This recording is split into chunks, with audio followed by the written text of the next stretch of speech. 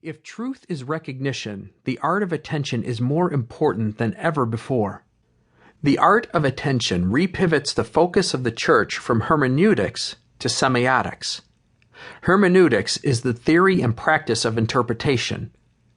Hans Georg Gadamer, 1900 through 2002, one of the most representative philosophers of the 20th century, developed a philosophical hermeneutics. But pop culture is filled with hermeneutics as well. Part of the enduring popularity of astrology during the modern period was its easy hermeneutics. Memorize the 12 signs of the zodiac, learn a little Greek cosmology, and remember the characteristics of a couple of planets, Mars and Venus will get you far, and presto, a hermeneutic for life. Christians were preoccupied with a different hermeneutics, the interpretation of biblical texts. Again, poet-artist William Blake prophesied the hermeneutic battles of modern Christianity in this little ditty. Both read the Bible day and night, but thou readst black, where I read white. Where hermeneutics is preoccupied with meaning, semiotics, or the art and sign of sign reading, is preoccupied with dancing. Semiotics is the art and science of paying attention. A spiritual semiotics is paying attention to what the Holy Spirit is up to in our world today. The future lies in those who can help others focus their attention and pay attention. Jose Ortega y Gasset once attended a Martin Heidegger lecture at a philosophy conference in Germany. When the lecture had concluded, Ortega chided the philosopher. "But Herr Heidegger, you have to treat philosophy much more freely, more lightly. One must dance with philosophy." Heidegger, knowing Ortega's reputation for electric eloquence, decided to ignore this publicly, but to offer an almost inaudible aside. "I really don't know what philosophy has to do with dancing." Charles Sanders Peirce, the philosopher who taught us the most about semiotics, outlined the dance steps of a semiotic triad: icon, symbol, and index.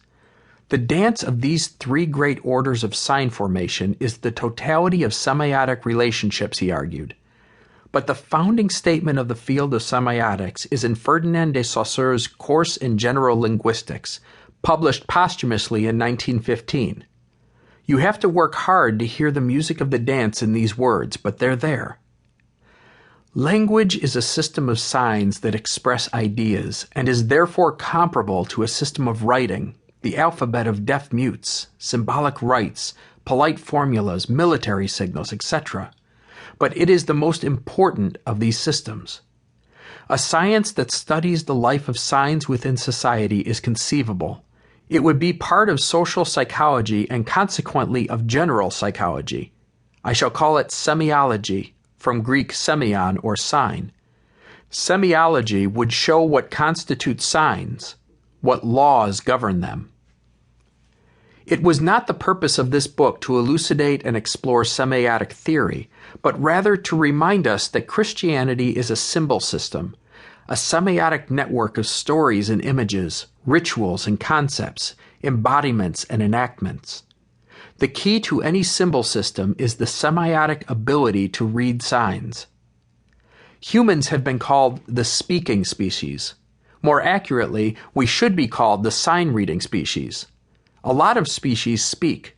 The birds and the bees signal each other. They communicate. But only humans turn that communication into a sign and symbol system. We turn almost every signal into a sign, whether that signal be an emotion, an item, an idea, a song. For example, Adam was able to give a name to each of God's creatures.